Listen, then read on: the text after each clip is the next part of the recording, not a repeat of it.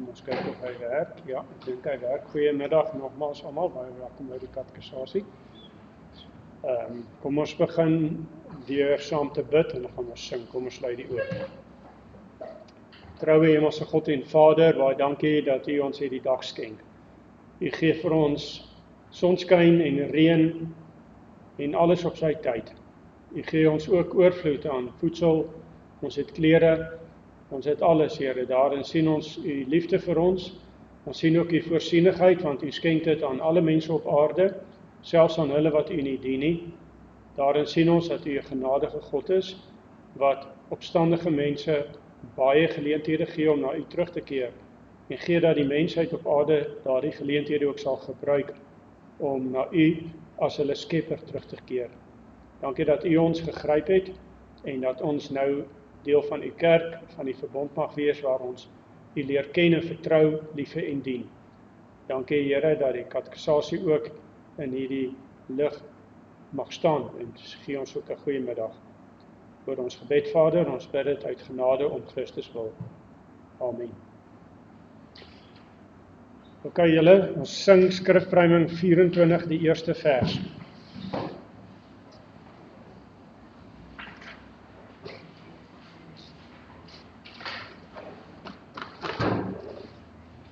Skrifruiming 24 die tweede vers. Ons het laas die eerste gesing, so nou die tweede vers. Hy het deur eie wil bewoor.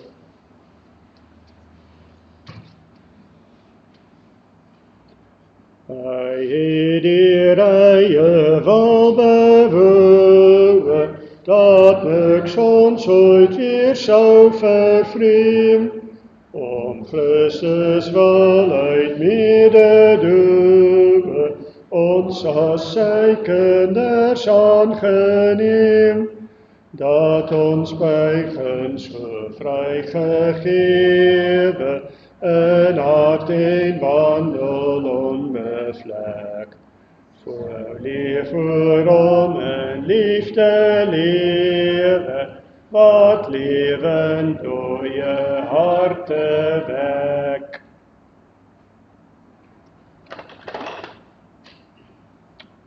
Goed, kom ons gaan net deur die lysie.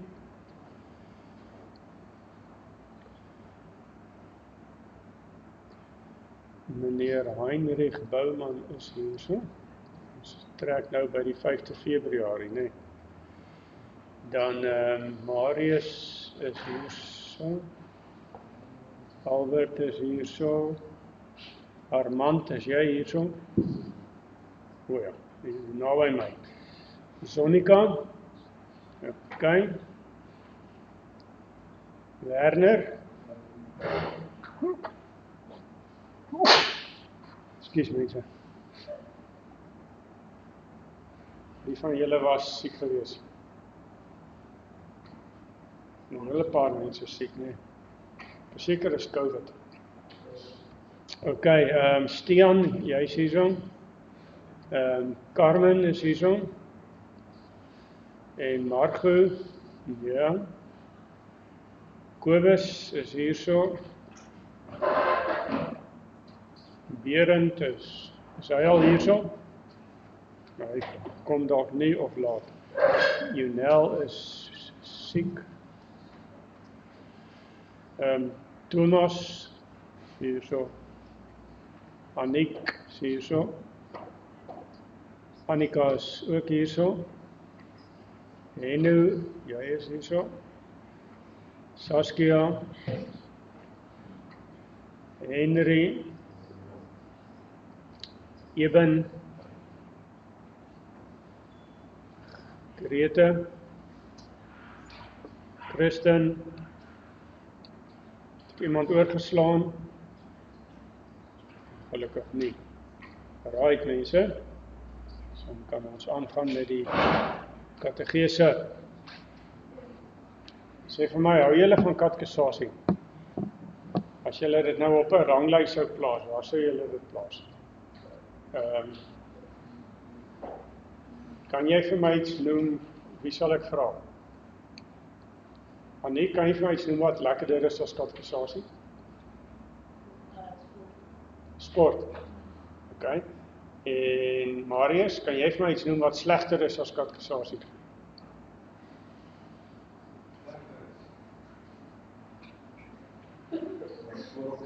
Ekskuus? Skool. Ok, nou dis goeie nuus. So katekisasie lê wel bo skool daar. Ok.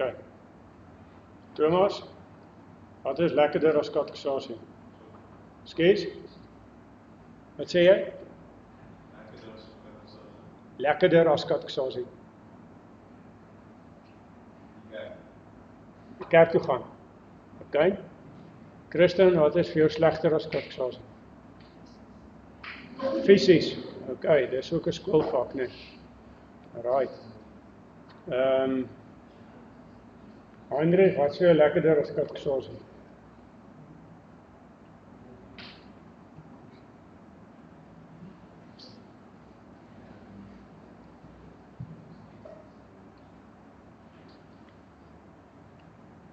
Jy kan maar eerlik wees, wat is vir jou lekkerder? Steeds? Jou stokperdjie, ok, sharp. Kobus, wat is vir jou slegter as katekisasie? Ook fisies. Fisies skoor nie goed. Goed, en julle wonder seker wat is vir my lekkerder en slegter? Of nie? Ja? Slegter as katekisasie is beslis kerkraad. En lekkerder as katekisasie is, ek sou sê Saterdag saam met my gesin.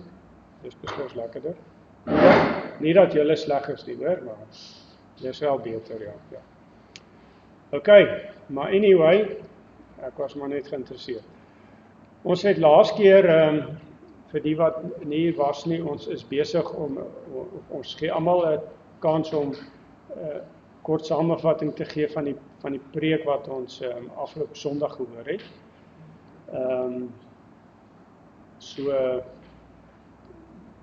En dan daarna gaan ons nog weer terug na die Dorstelierios toe.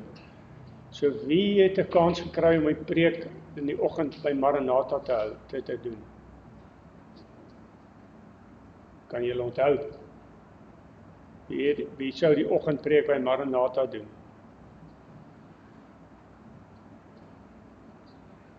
Kan julle nie onthou nie? Ekskuus? Dalk was dit Jonel. Kyk, kom ons. Laat ek net gou kyk.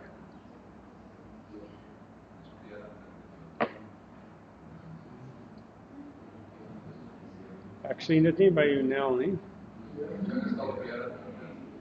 Ja, dis Berend. Okay, hy's nie hier nie.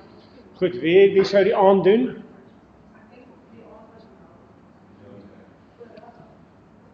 Wie sou die aand doen?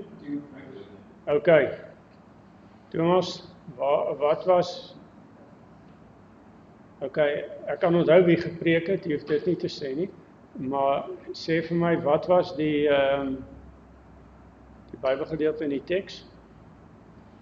Dit was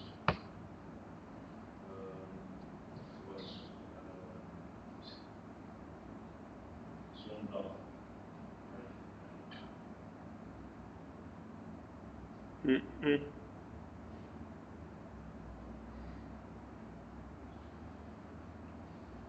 Dit was die 60. Okay, wat is die 60 geword? Aha, okay. En wat is daar uit gelees uit die Bybel? Ons het uit Matteus gelees. Ja. Ja. En dan die tema was die gewe van die lewe eis respek vir die lewe van vriend en vyand. Korrek, ja. So die gewer van die lewe eis respek vir die lewe van vriend en vyand. En noem iets wat jy geleer het? Ek het geleer dat ons altyd wanneer ons anders doen, ons moet altyd soos respek vir mekaar die uitleef. So die 60 gebod van eintlik ook om dood te staan en maak. Ook soos jou naaste nie hê wat belangrik is. En ons moet dit nie doen, ons moet dit doen tot eer van die Here. Nie dat dit soos vinnig gemaak is, maar uit die hart uit. Goed, baie dankie, dis waar. Daardie gebod gaan nie net oor nie doodslaan nie, ook oor die positiewe kant, né? jou naaste lief hê, selfs jou vyand goed doen. Ja. Kan jy onthou wat daar gesê is oor die uitspraak in die Bybel, oog vir 'n oog en tand vir 'n tand? Wat word daarmee bedoel?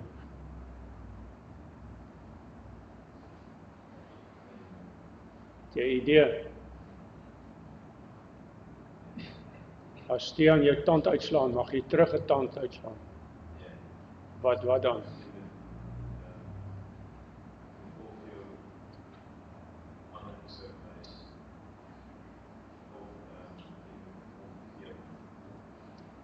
Okay, ja, jy's half wat reg. Jesus sê inderdaad, jy moet die ander wang, as iemand jou op die wang slaan, die ander wang ook draai. Dis meer wat wys op 'n gesindheid, maar oog vir oog en tand vir tand is 'n juridiese beginsel wat die owerheid moes toepas.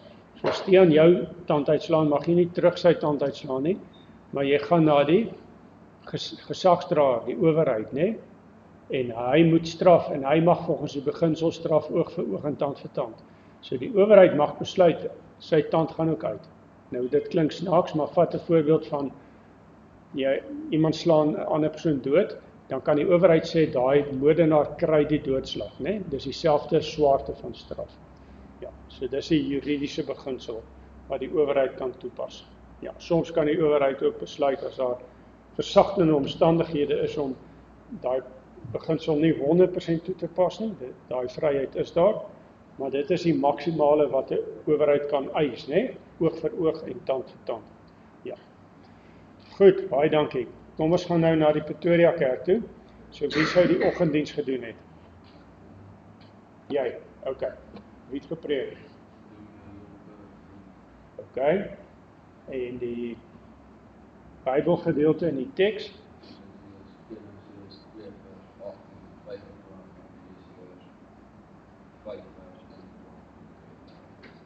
Okay. En die teks?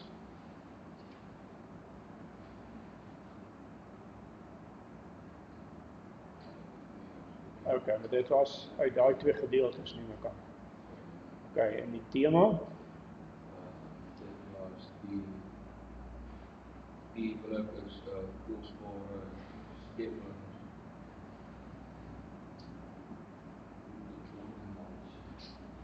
Okay, dankie. Groot woord daai. Die huwelik is 'n kosbare skepingsordonnansie. Kan jy my ietsie sê wat jy geleer het? Ja, daarom so ook van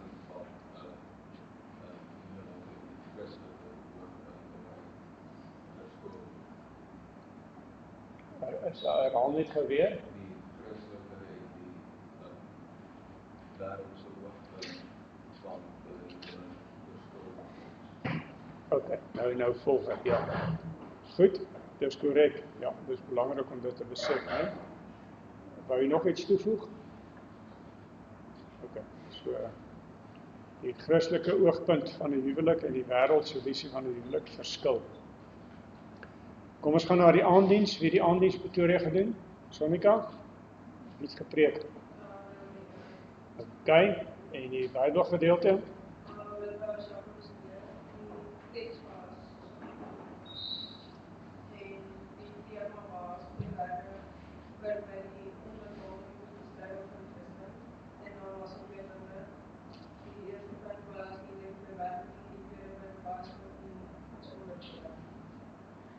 Kan jy vir my die tema weer lees? Ek het nie mooi gevolg nie. Onbetaalde posbeskrywing van die van die Christen. Okay, goed. En die twee punte?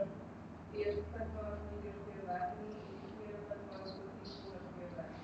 Okay. 1 nie deur goeie werke nie, 2 ook nie sonder goeie werke nie. En wat het jy geleer? Ek lees nie met die wat hy my eers gekrede nie, maar soos wat hy net weer besef het. Ons almal wil ons doen sonder werk en nie altyd die werk nie. Okay. So jy het ook nie besef, as jy sondig gaan, oortree eintlik die hele wet. Dis baie waar. Dankie Sonika. Iemand nog 'n vraag? Kom ons gaan dan na die persone wat volgende keer aan die beurt is. Ja. Ja, maar Lydia het dit uitgekry. Wonder bewonder.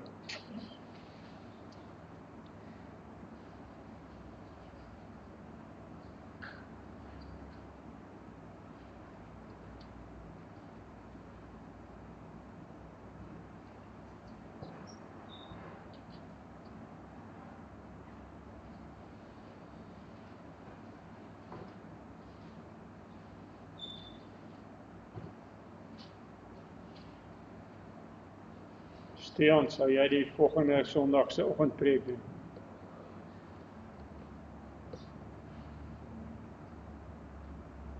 So jy gee vir ons die dominee, die skriflesing, die teks, die tema, punte as daar is, en iets wat jy geleer het.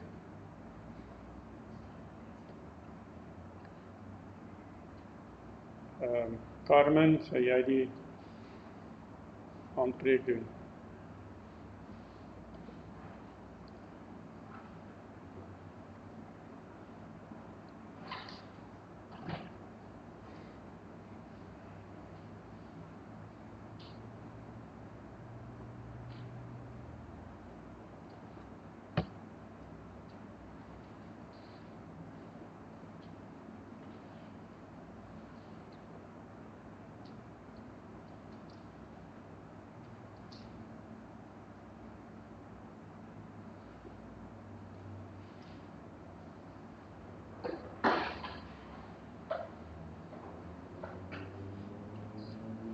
Ewen, sal jy die oggendpreek doen?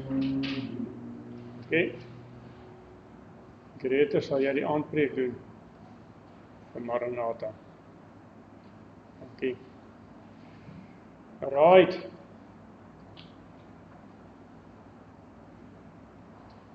Dan het ek laas keer vir julle gevra om bietjie te kyk na die eerste hoofstuk van die dorsaleerreëls, want ons het dit begin behandel verlede week.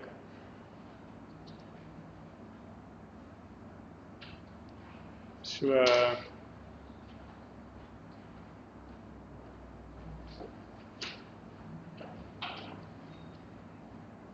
dag, Berend, hoe gaan dit? Mooi. Nou daai kop, is dit omdat jy bloed geskenk het? Nee, dit is vir die kansa. Vir die kansa? Ja. Ok. Jy sê nog 'n bietjie bloed oor in jou? Die kansa is die kanker en dan het ek ook bloed geskenk.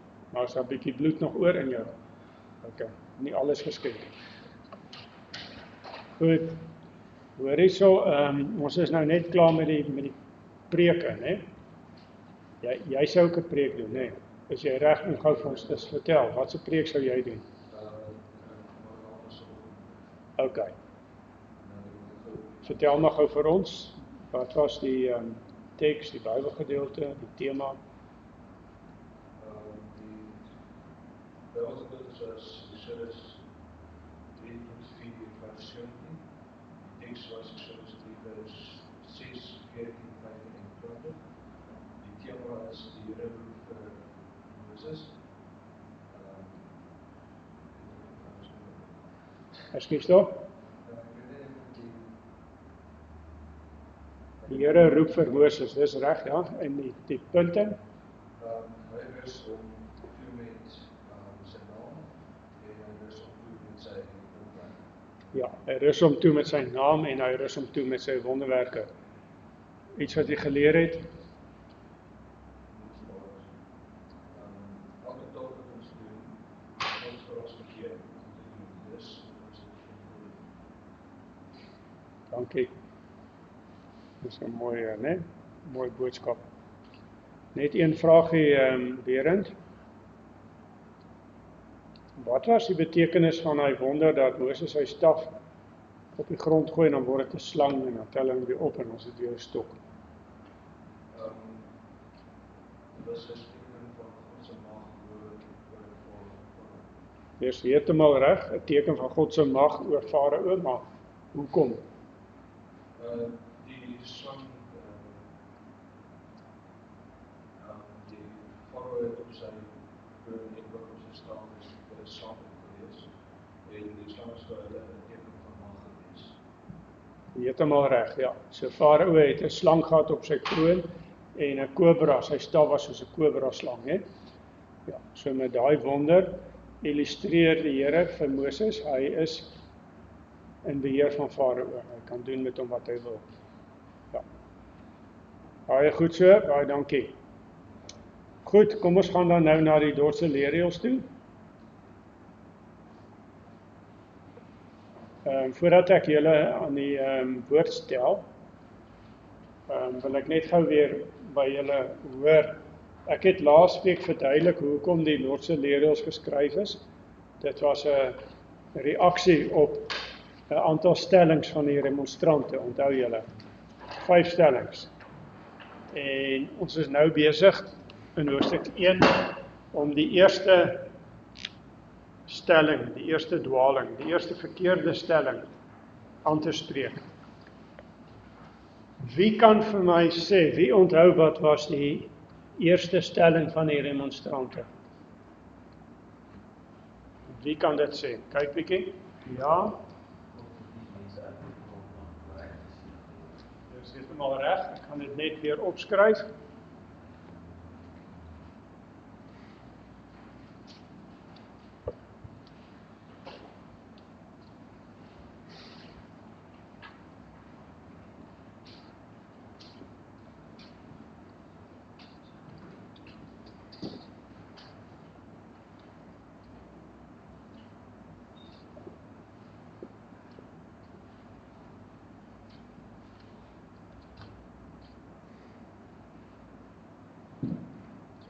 So as jy dit nog nie opgeskryf het nie, skryf dit nou op.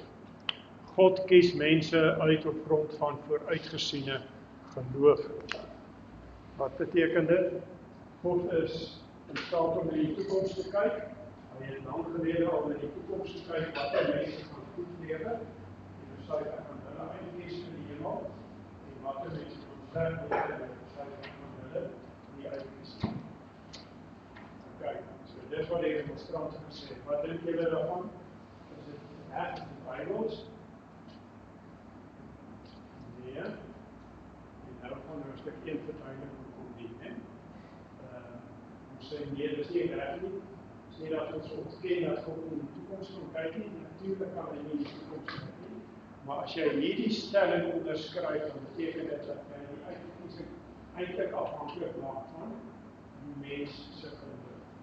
So as die mens goed glo, dan is God bereid om hom uit te kies. Aan die einde van die dag is die mens se frustrasie as hy uitgekies word. Verstaan jy? Soos dit werk nie. Toegesien dat uitverkiesing presies omgekeerd is, né? God het mense uitgekies sodat hulle kan glo. Hy het hulle uitgekies en vervolgens het hy vir hulle in 'n posisie geplaas dat hulle die Bybel leer ken, dat hulle byvoorbeeld 'n gelowige opvoeding kry, dat byvoorbeeld 'n sendeling op hulle deurkom, né? Sodat hulle kan hoor van die evangelie, sodat hulle opgeroep kan word om te glo. Alle dinge wat God vooraf beplan het, né? Sodat ons gaan glo. Verstaan jy? So om dit kortliks te sê, ons glo nie. Ons is nie uitverkies omdat ons glo nie, maar ons is uitverkies sodat ons kan glo. Belangrike verskil, né? Dit is die eerste stelling van die remonstrante wat die Dordtse leerreëls baie duidelik aangespreek het in hoofstuk 1. So kom ons gaan nou na hoofstuk 1 van die Dordtse leerreëls.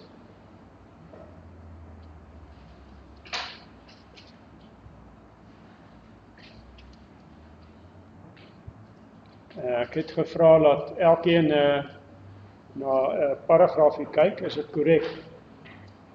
En dan 'n samevattingkie gee.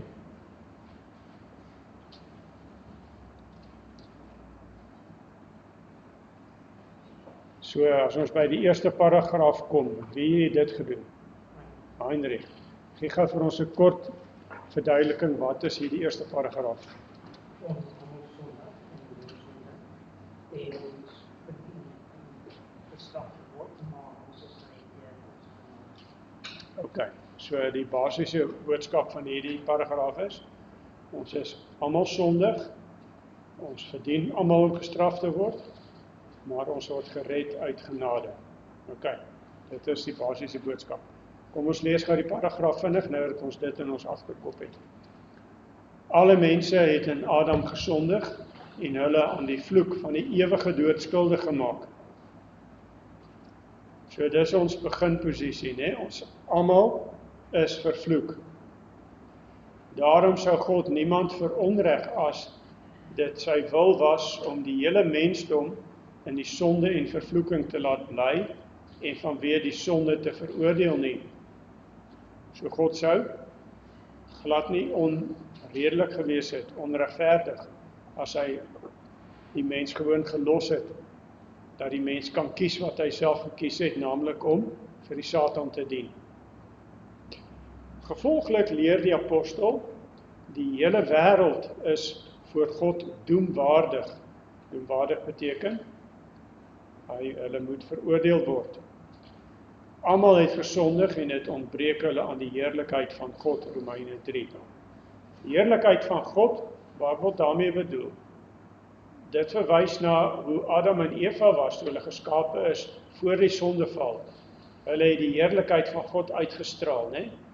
Hulle was God se ambassadeurs op aarde en hulle het God se heerlikheid uitgestraal. Maar toe hulle in opstand gekom het, toe het hulle dit verloor en hulle hele nageslag na hulle. Dit staan in Romeine 3 en dan ook 'n aanhaling uit Romeine 6, die loon van die sonde is die dood. Dit verwys ook na die paradys. Die Here het gesê, as jy sondig, dan gaan jy die dood sterf. Die dood is dus 'n gevolg op die sonde. Die dood is nie 'n normale ding vir God se skepping nie. Dis 'n gevolg van die sonde. Die wêreldbeeld van die evolusionisme gooi dit om. Hulle sê dood is 'n normale ding in die skepping. Dit hoort gewoon so. So al die eeue, miljoene jare was daar al dood, ape wat dood gegaan het, later mense wat dood gegaan het ensovoorts. Ja? Die Bybelse wêreldbeeld sê dis nie waar nie. Die dood is onnatuurlik. Dit hoort nie by die skepping nie. Goed. Ekskuus. Ons gaan nou na die tweede paragraaf. Wie het hom gehad? Goed, lees maar. God se liefde word getoon deur die feit dat hy sy enige gesin vir sy in die wêreld gestuur het en hom te glo dat elkeen die ewige lewe ontvang. Baie dankie. So die eerste paragraaf sê God is regverdig. Die tweede een sê God is ook liefde. En sy liefde word daarin sigbaar dat hy sy eniggebore seun gestuur het. Almal wat in hom glo, mag die ewige lewe hê. So die volmaakte lewe soos in die paradys word herstel deur hom. So die dotseleerreëls begin deur 'n kort samevatting te gee, né, van die basiese elemente van die evangelie. Dis nou waarmee ons besig is. Kom ons lees gou die paragraaf. Die liefde van God is egter hierin geopenbaar, dat hy sy eniggebore seun in die wêreld gestuur het, sodat elkeen wat in hom glo, nie verlore mag gaan nie, maar die ewige lewe kan hê. Baie mooi. Daar is 'n kans wat die Here bied aan die mensheid. Dan gaan ons na die derde paragraaf. Wie het hom gehad? Albert? God stuur uit genade verkondigers, soos dominees, onderwysers, vriende, om mense tot bekering en geloof in Christus te lei. OK. Ons gaan 'n stapie verder. Uit genade stuur God verkondigers van die goeie boodskap, wat nou net genoem is, né? Die goeie boodskap dat God sy seun in die wêreld gestuur het en wat sy seun gedoen het. Goed. Dit is ook genade dat God dit doen, hè? Ek het laasweek die voorbeeld genoem van 'n sendeling wat uit die bloute op iemand se deur klop, en die persoon maak oop en die sendeling vra, kan ek met jou die evangelie deel? En daar vind 'n gesprek plaas, en die goeie nuus word so oorgedra, né? Met die oproep om dit te glo en tot bekering te kom. So dis presies wat in hierdie paragraaf gesê word. Kom ons lees die paragraaf. Om mense tot die geloof te bring, stuur God uit genade verkondigers van hierdie vreugdevolle boodskap na wie hy wil en wanneer hy wil. Deur hulle diens word mense geroep tot bekering en die geloof in Christus, die gekruisigde. Want hoe kan hulle in hom glo van wie hulle nie gehoor het nie? En hoe kan hulle hoor sonder een wat preek? En hoe kan hulle preek as hulle nie gestuur word nie? Dis die vraag wat hier gevra word. Ja, so dis die wonder dat God mense stuur. Ons dink in die eerste plek dus aan, soos Albert gesê het, predikante of sendelinge. Dis wat God doen in elke eeu, in elke generasie.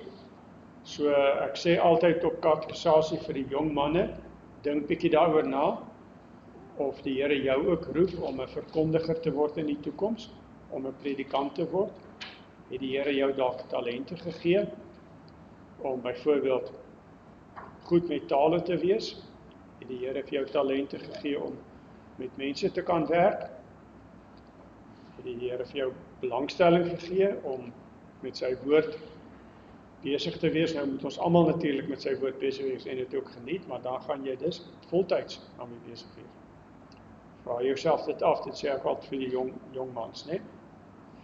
In die tweede plek geld dit vir ons almal, né? Ons is almal mense wat getuig van die evangelie. Mans en vroue, jonk en oud, almal van ons, né? Ons het almal daardie roeping gekry. God stuur ons ook uit om te getuig van die evangelie. Goed. Dit is die derde paragraaf. Nou gaan ons na die vierde ene. Wie het die vierde een gedoen? OK, sal jy vir ons lees?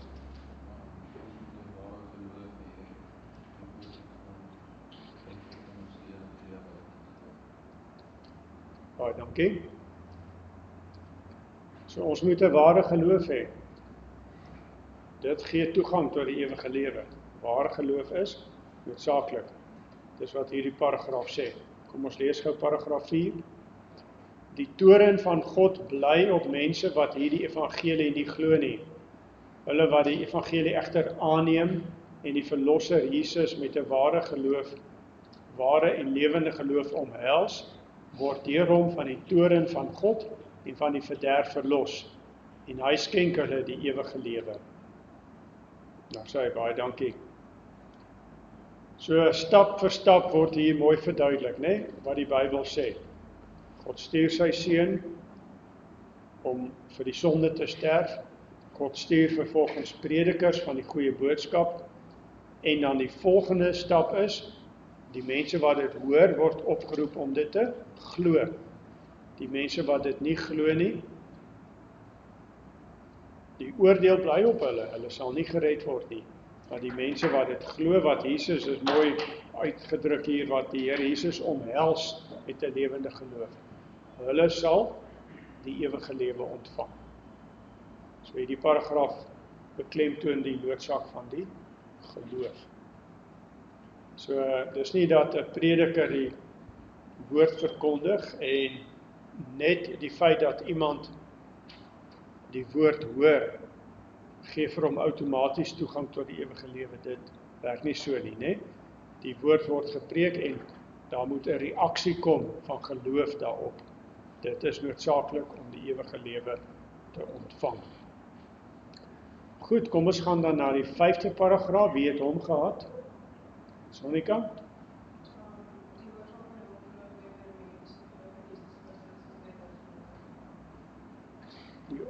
Sê net gou weer, jy lees nou baie vinnig. Die oorsaak van die ongeloof lê by mens en die geloof in Jesus Christus is net uit genade. Aha, dankie. Ja, dis ook 'n belangrike paragraaf. So, die oorsaak van die ongeloof lê by die mens.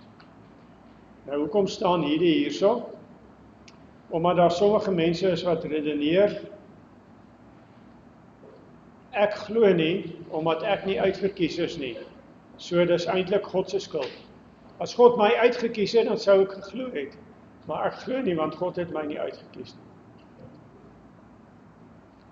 As mense so redeneer, dan is hulle verkeerd, dit werk nie so nie.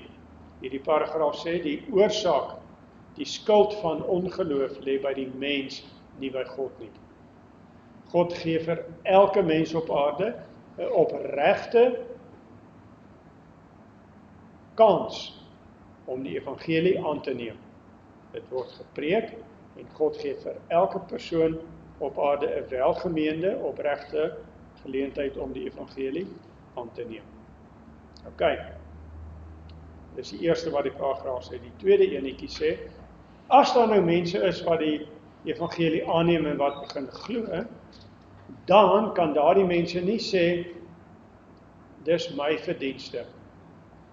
Ek het gekies om te glo en nou mag ek hemel toe gaan. Dit kan mense nie sê nie. Maar wat moet hulle dan sê?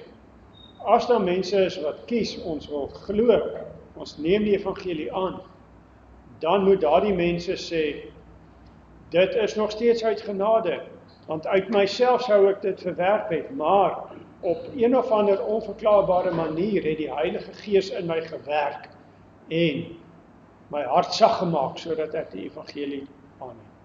Verstaan jy? So die gelowiges het nie rede om hoogmoedig te wees en te dink, ons is beter as die ongelowiges wat die evangelie verwerp het nie. Ons wat die geloof het en die evangelie aangeneem het, ons roem maar net nog meer in die Here. Omdat ons besef, dis eintlik 'n genadegawe van hom. So dis 'n baie mooi paragraaf, baie belangrik paragraaf. Kom ons lees hom. Die oorsaak of skuld van hierdie ongeloof, net soos van alle ander sondes, lê beslis nie by God nie, maar by die mens. En dan tweedens, die geloof in Jesus Christus en die saligheid deur hom is egter 'n genadegawe van God, soos geskrywe is, met genade is julle gered deur die geloof en dit nie uit julle self nie, dit is 'n gawe van God. Dit staan in Efesiërs 2. En ook, dit is aan julle genadiglik gegee om in Christus te glo. Filippense hoofstuk 1. Goed.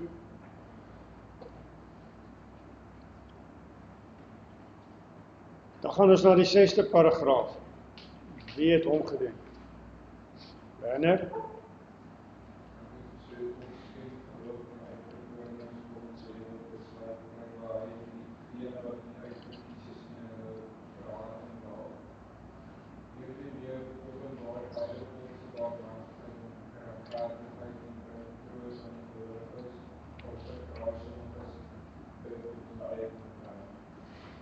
OK, baie dankie. Goed, so hierdie paragraaf sê, dit is 'n werklikheid en dit lei ons uit die Bybel af, dat God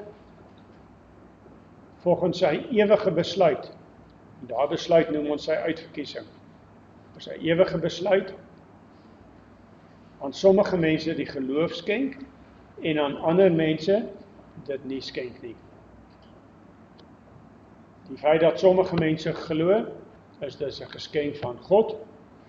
Die feit dat ander mense nie glo nie, is nie te wyte aan God, omdat hy hulle nie gekies het, dat hulle hom nou die skuld kan gee nie, maar dit bly hulle eie skuld, as hulle self verhard. So dit is nie 'n logiese, wiskundige redenering hierdie, né? God kies uit, dankzij dit word mense gered, God verwerp, as gevolg daarvan word ander mense nie gered nie. Dis nie so 'n logiese redenering nie, né? Jy moet eerder dink aan alle mense lê op 'n hoop en hulle is almal onder die oordeel. God besluit om sommige, en dit is volgens die Bybel 'n ontelbare groot hoeveelheid, God besluit om hulle te red maar die ander te laat op die hoop waar hulle self gekies het om te wees, naamlik uit die Satan, né? Dit is die werklike situasie, die werklike stand van sake. En sommige mense verdraai dit, deur eintlik vir God die skuld te gee, maar sê die paragraaf, ons mag dit nie doen nie. Kom ons lees paragraaf 6 gou. Dat God aan sommige mense in die tyd die gawe van die geloof skenk, en aan ander dit nie skenk nie, volg uit sy ewige besluit. Immers, aan God is al sy werke van ewigheid af bekend. En hy doen alles volgens die raad van sy wil. Staan in Efesiërs 1. Volgens hierdie besluit maak God genadiglik die harte van die uitverkorenes ontvanklik, hoe verhard hulle ook al mag wees, en buig hulle om tot geloof. Hulle wat egter nie uitverkies is nie, laat hy volgens sy regverdige oordeel in hulle boosheid en verharding bly. Hierin veral kom vir ons tot openbaring die diepe, barmhartige en tegelyk regverdige onderskeiding tussen die mense wat almal ewe verlore is. Ons is almal ewe verlore uit onsself, ook die gelowiges, né? Dit is die besluit van die uitverkiesing en verwerping wat in die woord van God geopenbaar is. Verkeerde, onreine en onstandvastige mense verdraai hierdie leer tot hulle eie verderf, maar aan die heiliges en godvreesendes gee dit onuitspreeklike troos.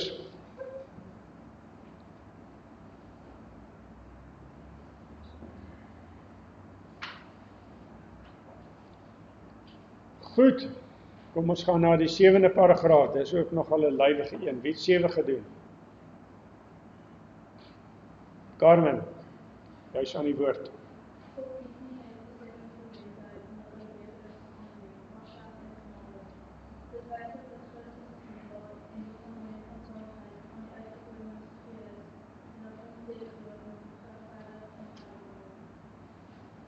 OK, dankie Carmen. So hier word weer herhaal. Die mense het deur hulle eie skuld in sonde geval.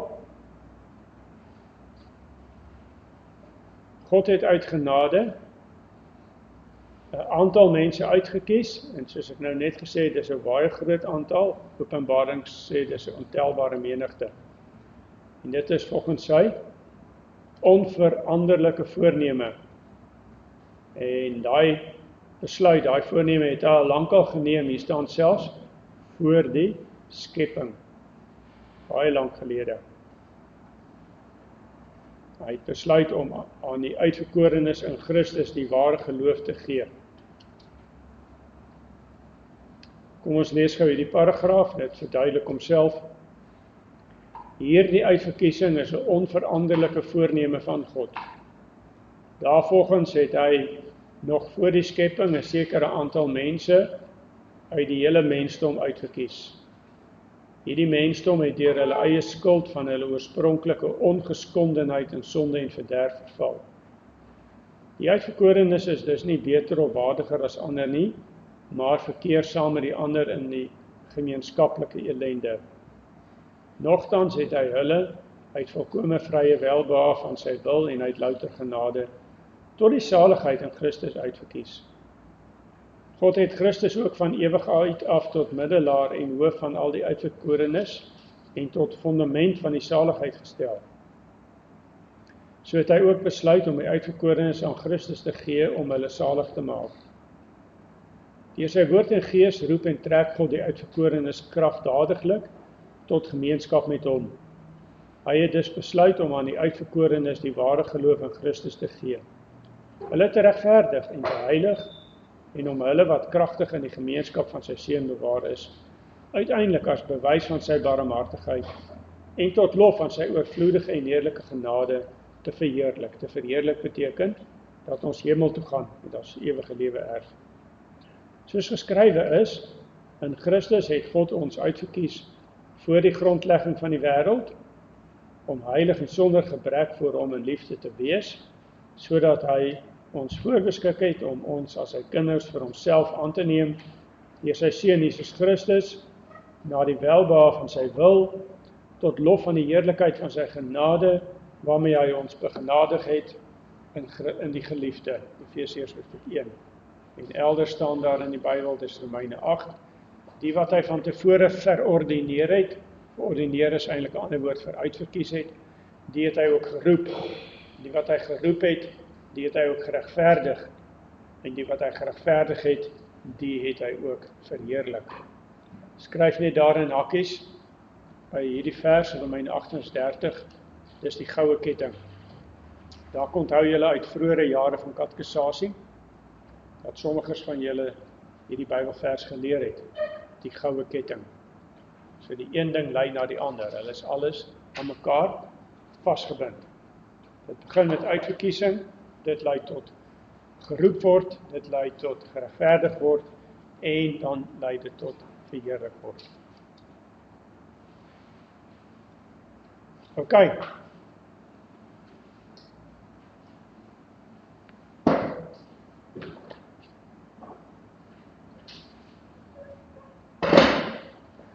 Ek wil vandag nog een ding met julle kortliks bespreek. Ek hoop dit gaan duidelik wees op die bord, hierdie koutjies is nou nie.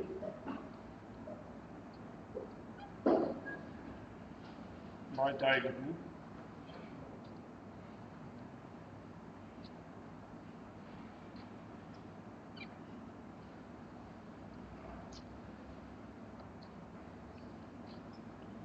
So, kom ons sê, hier is jy. Ja.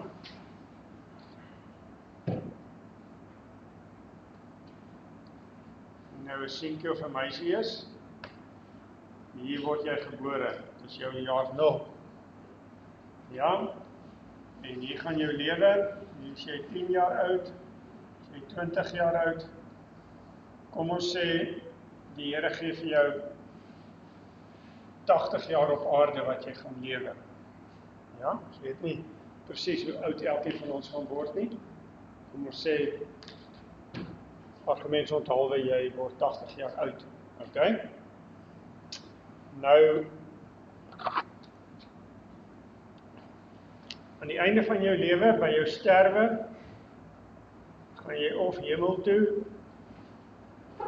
of jy gaan hel toe.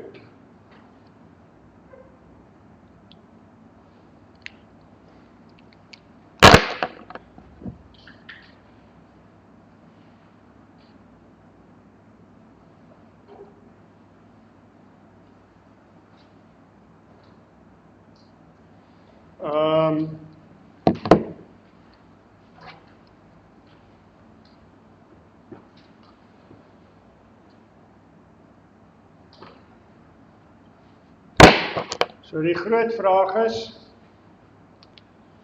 in watter rigting gaan jou lewe loop? Gaan jy daarheen loop, jou lewensloop, of gaan jou lewensloop daarheen wees? Waar gaan jy opeindig? Ja? Wie weet? Waar gaan jy opeindig? Nou, as ons eerlik is, ek dink niemand van ons se lewe is 'n reguit lyn daarheen of daarheen nie. So jou lewe gaan dalk so.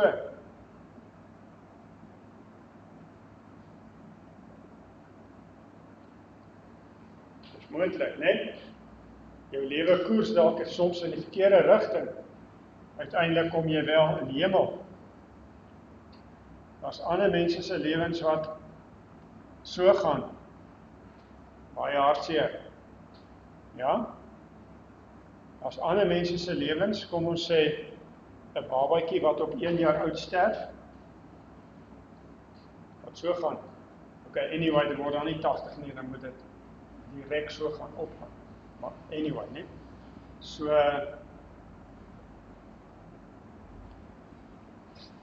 nou, roep die Bybel ons op om te glo.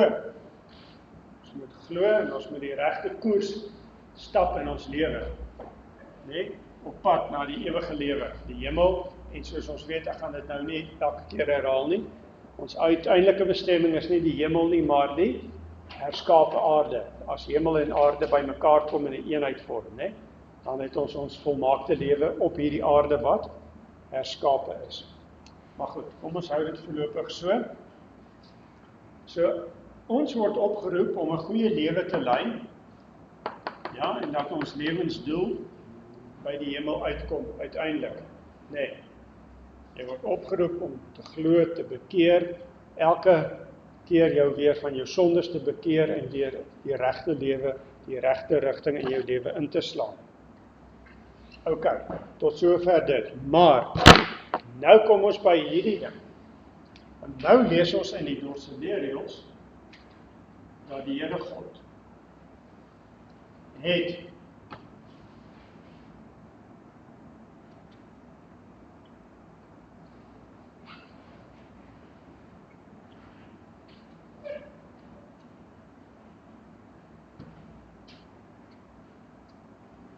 die Here God het voor die skepping uitgekies.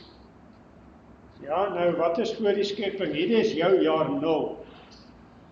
En wat is jou jaar 0? Wanneer is jy gebore? 20:7:28 daarom?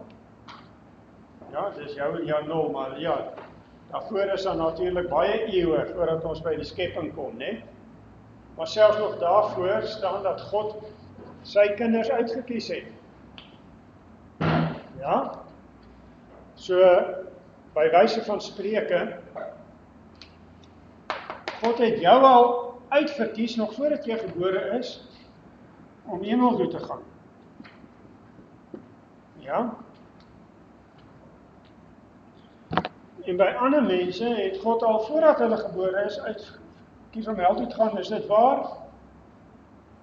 Nee, is nie waar nie. Ons haal dit uit. God het niemand uitgekies om hel toe te gaan nie. Alle mense was in elk geval op pad hel toe, né? God kies sommiges uit, ja, wat op pad hel toe was, om hemel toe te gaan. Dit is sy genadig uitgekiesing.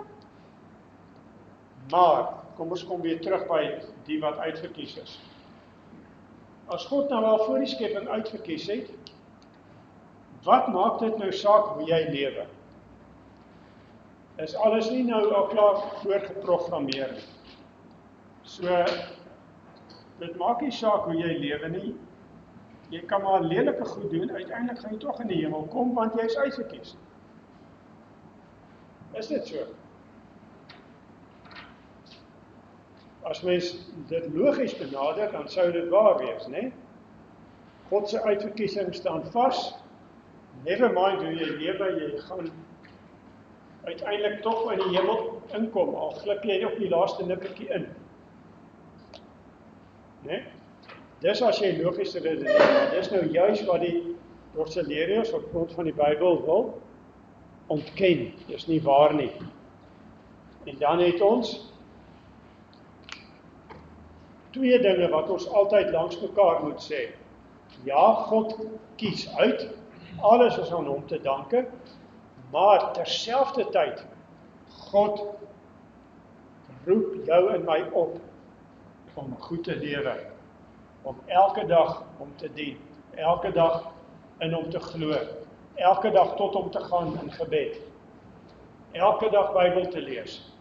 God roep ons op om ons in te span daarvoor, né? So, dit kom nie van self nie, dit is nie voorgeprogrammeer nie. Albei daai goed is waar, maar die groot ding is wat ons moet onthou, ons kan daai twee nie by mekaar uitbring nie. Ons kan dit nie verstaan, ons kan dit nie versoen nie. Okay? Ons kan dit nie oplos nie. Dit lyk of daai twee mekaar weerspreek.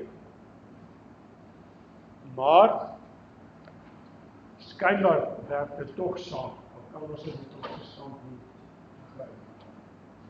Dit is die belangrikste les, en ek gaan dit nog keer al hierdie jaar, wat ons moet onthou. God se uitverkiesing kan ons nie verstaan. As jy dit nog verkeerd verstaan, dan gaan jy gefrustreerd raak, En dan gaan jy dit aan die einde van die dag moet werk aan die vans. So, moenie dit probeer verstaan. Lees gewoon wat in die Bybel staan, aanvaar dit so. En leef en geloof, en dan kom jy agter, dit is die waarheid. Ja. Nou wil ek nog een voorbeeld doen, net ter vergelyking. Julle dink nou ook, miskien dink julle ook ek het so gedink, dit is ons nou belaglik. Want, kom, as al die Here nou sit en skryf goed in die Bybel sit, dan moet ons dit nou maar net geloof. Ja, laat ek julle eerlik sê, dit is nie teestrydig nie.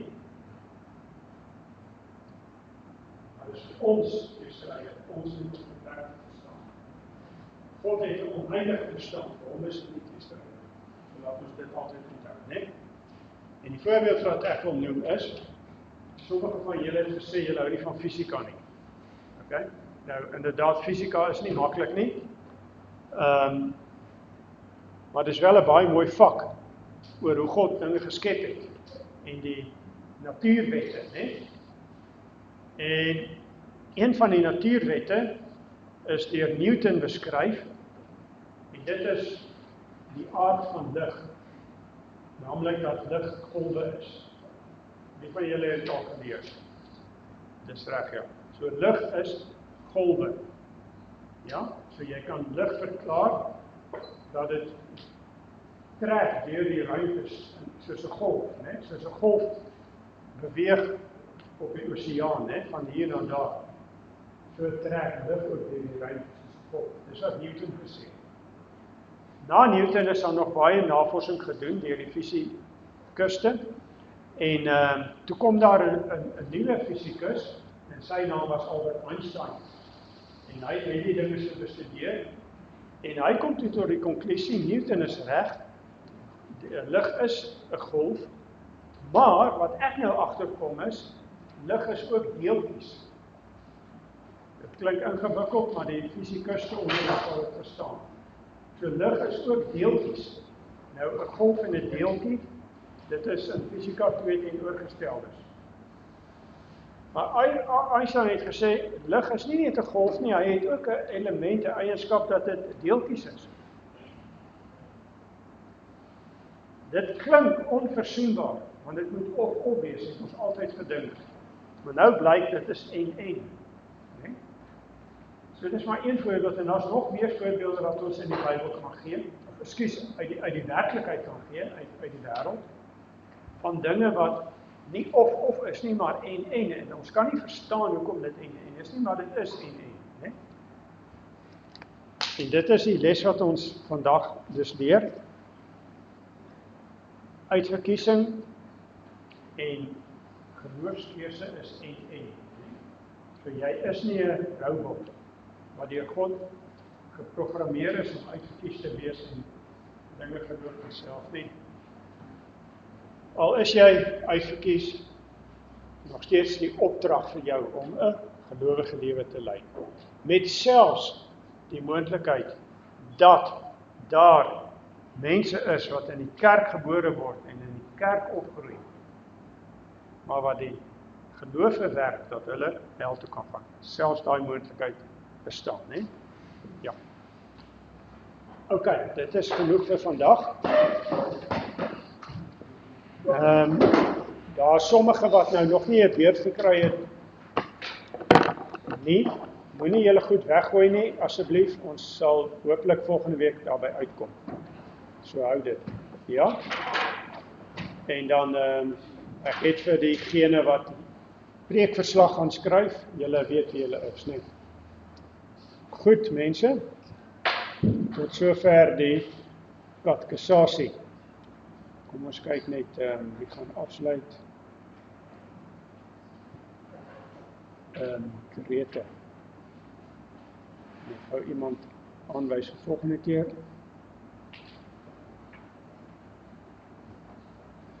Eben, volgende keer. Is dit reg? OK.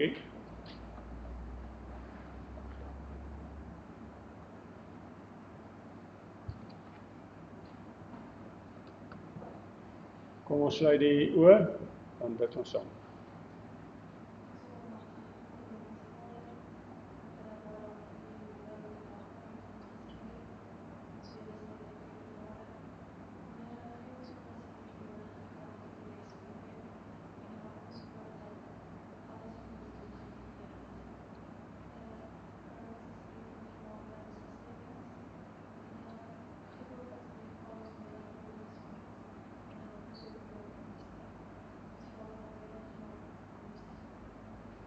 Amen, baie dankie julle, totsiens.